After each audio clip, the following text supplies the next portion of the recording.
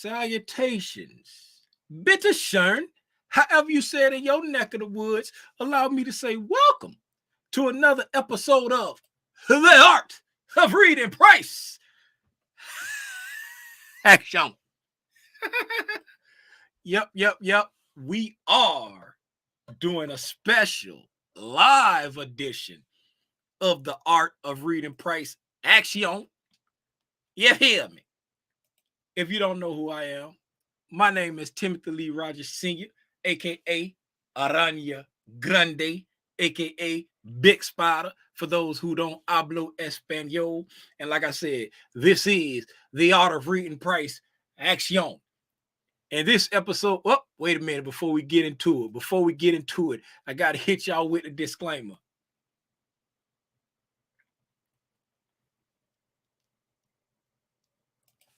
Hopefully you can read that fast, because disclaimer is out there.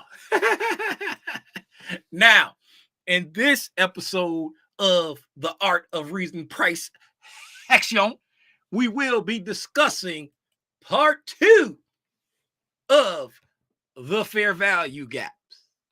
Yes, part 2 of the fair value gaps. And before you ask, yes, there will be a part 3 of the fair value gaps. Why? Because I didn't want to cram too much into just 1 or 2 episodes, right?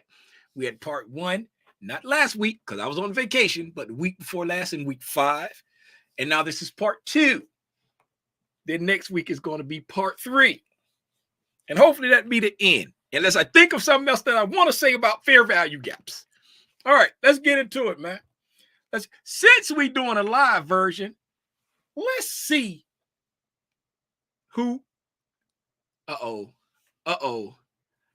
I gonna have to ban somebody? Am I gonna have to ban somebody, y'all? Y'all know how it ain't. Squirrel. I'm gonna stay focused. I'm gonna hide the chat so we can stay focused and just do a regular episode. I'm hiding the chat. Hey, financial fact checks. Get off my screen. Hey, here we go. Now where was I? See, this is stuff that get cut out inside the videos when I just post them. Where was I? Fair value gaps. Can't remember where I was. Oh yeah. I can't remember. What's up? Oh yeah. Welcome again to the mentorship. All the videos being posted for free on Al Gore's Internet on the YouTube channel. I do have a paid mentorship for $24.99 per month that YouTube takes 30% of. And what does that get you? That gets you access to me where we go over the homework, because most videos, there's going to be homework. We go over the homework every Wednesday night at 7 p.m. And then we have a monthly Q&A on the second Sunday at 7 p.m. for the mentees. And then the mentees, they get the option to have all 3 Q&A sessions, because on the first Sunday is the gold members and the black spiders. On the second Sunday, it's the mentees. And on the third Sunday, it's the black spiders by themselves. But the mentees they can come and check out with the gold and black spiders. They need to come on their Q&A on the second, and they can come on the third. They get a chance for 3 Q&As, you know? And then I do random pop-ups inside the Discordia, stuff like that. Anyway, enough of the sales pitch. If you want to download the slides that we will be using in this episode and every other episode before that and every episode after it, there's a link in the description that says download slides. I think it's like the 3rd link. Download slides. You can click that and download the slides for free. You don't have to give me an email. You don't have to give me anything. I'm retired. I don't want your information. And I don't want no one bothering me. So just click it. It's self-service. Click it and download it. Now, let's get into it, man. Why my thing ain't popping up? There it is. Okay. Let fair value gap. We're going to do a 2-slide review, and then we're going to get into it. The fair value gaps are caused by one-sided price delivery. It either keep going all the way up or it keep going all the way down without doing the opposite. So, one-sided price delivery. Sell side imbalance or buy side imbalance? Imbalance. Fair value gap. Yes, we got it. That's what causes it. Now, what is a fair value gap? Oh, let me turn on my fancy dancy. A fair value gap is a 3-candle pattern where candle 1 and candle 3 do not share price. 1, a 2, a 3. Candle 1 does not share price with candle 3, right? In this case, the low of candle 1, that wick there, and the high of candle 3 do not share price, so that gives you a fair value gap in that space inside the body of candle 2, where candle 1 and candle 3 do not share price. That is your imbalance. In this case, this is a sell side imbalance, buy side inefficiency. City. If we was looking at this one over here, this would be a buy side imbalance, a sell side inefficiency, a BISI. Now, moving right along. Fair value gaps tell you more than you realize. Now, tonight, we're going to cover bullet point 1 and 2. And then in part 3, we're going to cover bullet point 3 and 4. Right? Now, don't get me wrong. The fair value gap is not the only thing that tells you this. The fair value gap, just like every other tool in ICT concepts, it's part of a bigger ball of stickiness. You need that entire ball to get the clear picture, right? So this is just one tool that you can use to aid you in looking at sentiment. Aid you in figuring out, is there a continuation or a reversal afoot? Aid you in, hey, what's the draw? Aid you in how to mark out your other PD arrays. It's just another tool in your tool belt. Now, we're covering sentiment and continuations or reversals tonight. Moving right along. The third candle is where the magic happens. Woohoo! Yes, sir. That third candle is where the magic happens. Now, in little Timmy Rogers' mind, I have 3 different names that I give the third candle. I didn't make this stuff up. This is just how it makes sense in my mind, right? The third candle, you can be an expansion candle, it can be a retracement candle, or it can be an indecision candle, right? But Tim, what's the difference? I'm glad you asked that question, little Timmy Rogers. Let's get into it. Let's start off with the expansion candle. The expansion candle expands and closes beyond the second candle's high or low. It expands, keeps going, like stretch Armstrong. Watch this. It expands and closes beyond candle 2's high or low, right? If it's bullish, it'll expand and close above the high. If it's bearish, it'll expand and close below the low, right? It implies that the sentiment may still be strong. We may be getting us a pie. It's implying that the sentiment is strong. Everybody get true gang know what the pie is. They know what that means, right? It implies that a continuation is likely. If the sentiment is strong, if it's exceedingly bullish or bearish, it implies, hey, we might keep continuing. There may be some institutional sponsorship amiss. That's a $10 drinker word, right? And it tells you that price may not return to that fair value gap immediately. It may continue without retracing back to it, making it a breakaway gap. Or it may dip into it, giving you an institutional order flow entry drill and taking off. So with that expansion candle, these are some of the things that that expansion candle tells you. Right? Let's look at it. For example, right here. Candle 1, candle 2, and candle 3. Candle 3 is an expansion candle. See how it expanded above candle 2's high and closed up there? And then guess what? What did price do? With this Bissy right there, not this Bissy, not that Bissy. That's a retracement candle right there. But not this Bissy right here. Or that can be an indecision too, depending on, but that's a retracement candle there. Boop. Price didn't return, leaving that as a breakaway gap, right?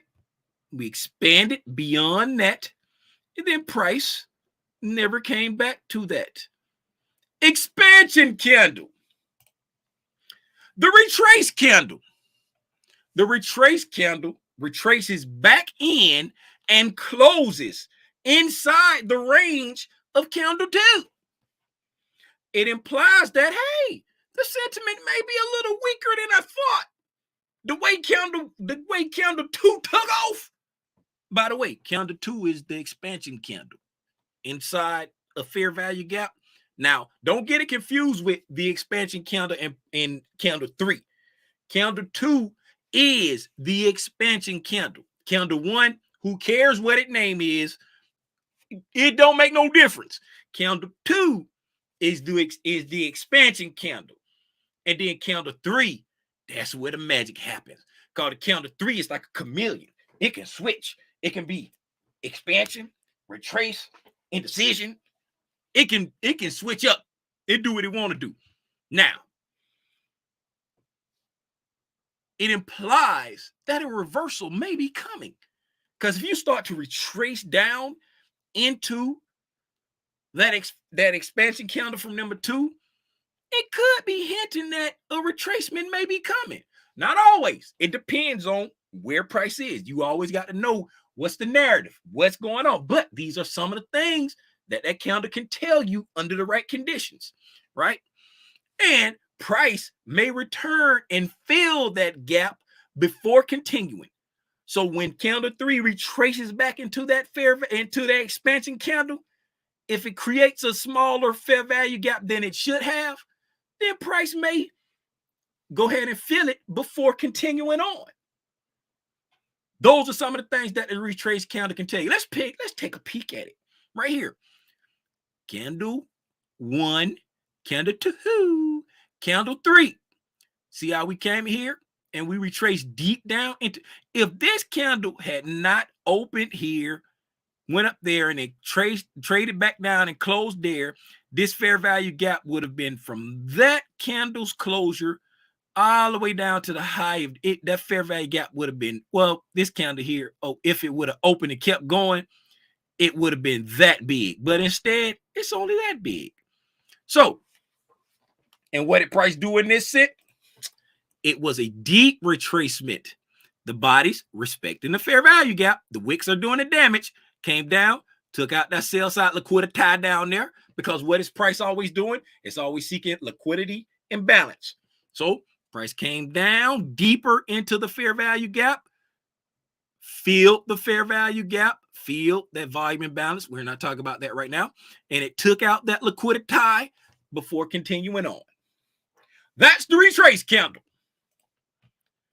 The third and final candle we'll talk about in candle number 3, I call it the indecision candle.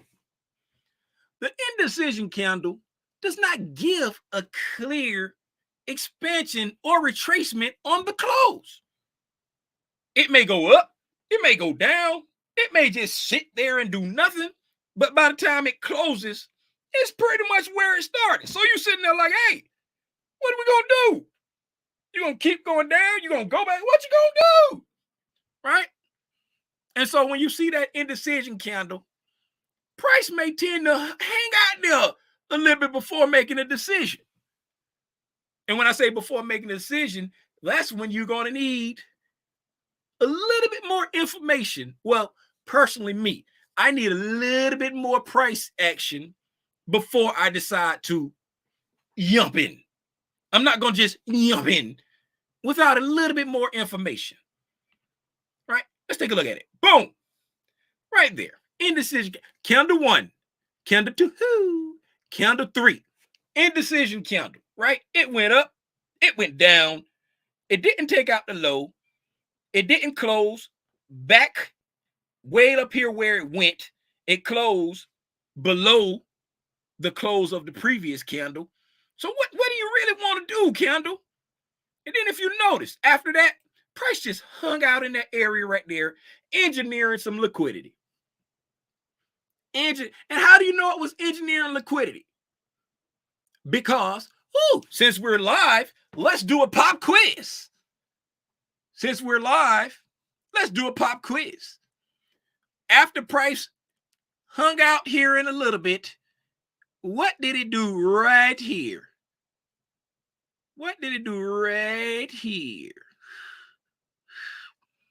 It took out that liquidity under there, made it equal low, and took off. And then it reversed. What do you call that? What do you call that? Not a cat call. Not a cat call. What do you call that? Let's do a pop quiz. And that, while we waiting on the answer to the pop quiz, brings us to our homework. Our homework. I want you to go back through week 5's homework, right? And I want you to study the third candle of the 60-minute fair value gaps that you marked out in week 5 homework. Then I want you to take notes on the 60-minute chart of how price reacted to that fair value gap. Did it leave it immediately? Did it fill it before continuing? Did it fill it, then reverse? Did it trade away from it and then trade back to it later? You know what I'm saying? Take notes on what price did on the 60-minute chart to that fair value gap that you marked out probably in week 5. You went a month back. You should have gone a month back all the way up through the present using the June expiration contract for the ES, right? Then I want you to go through on the 5-minute chart, looking at those same fair value gaps, right? Because remember, you did 60-minute bullish, took notes on the 5-minute. Then you did 60-minute bearish, took notes on the 5 minutes. Now I want you to go through on the 60-minute, study that third candle. What type of candle was it? Study what price did on the 60-minute chart after that third candle closed, right? Do that for all your fair value gaps, but you can also at the same time study on the 5-minute chart how price reacted to that 60-minute fair value gap once it was made. How did the 5-minute chart react to that 60-minute fair value gap? Remember, look at the time when the fair value gap was made, the times when it reacted to it, you know, the times when it traded back to it, if it traded back to it, was it a breakaway gap? All of that. Take notes on all of that. You're pretty good at taking notes at this time, so I don't see no need to go into the charts to explain to you how to take notes. We're at week 6, so I think your note taking skills are up to par. And with that, I shall bid you adieu. And this has been another episode of L'Art of Reading Price Action. And then until the next time, I decided to get on Al Gore's internet and share my thoughts about this thing we call price action. Remember, it's your boy, Aranya Grande, aka Big Spider. Y'all be safe out here in these trading streets, man. I'm gone.